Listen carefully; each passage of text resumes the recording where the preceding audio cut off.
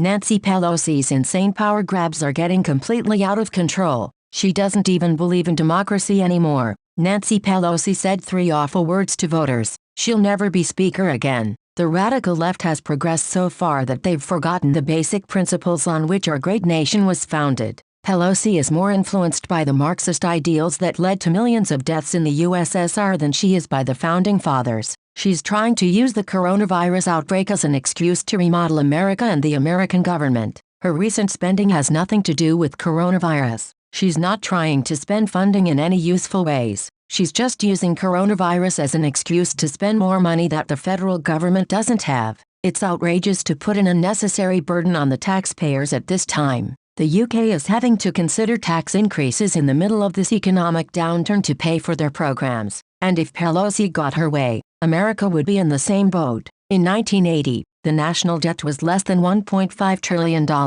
Nancy Pelosi is talking about spending $9,140 for every man, woman and child in America. What's worse yet, Nancy Pelosi isn't going to help hard-working Americans with that money. She's just giving payouts to people who primarily vote Democrat. Under her plan, blue-collar workers and people who worked their way through college would be able to pay off the college debt of others. Red states would have to pay for the fiscal irresponsibility of blue states, and vote by mail would become mandatory. It's a kick in the face for Americans who are just trying to survive. But Nancy Pelosi doesn't care. She doesn't care what anyone thinks about her plans, not even voters. Pelosi said she can't be bothered about what anyone other than her party thinks. Your Republican counterpart, Minority Leader Kevin McCarthy, called it a liberal wish list of a bunch of items that you wanted to have passed even before the coronavirus pandemic happened, Jake Tapper said to Pelosi when she appeared on CNN. What's your response to that? I mean, is this very specifically coronavirus focused, or are there things in here that have nothing to do with it?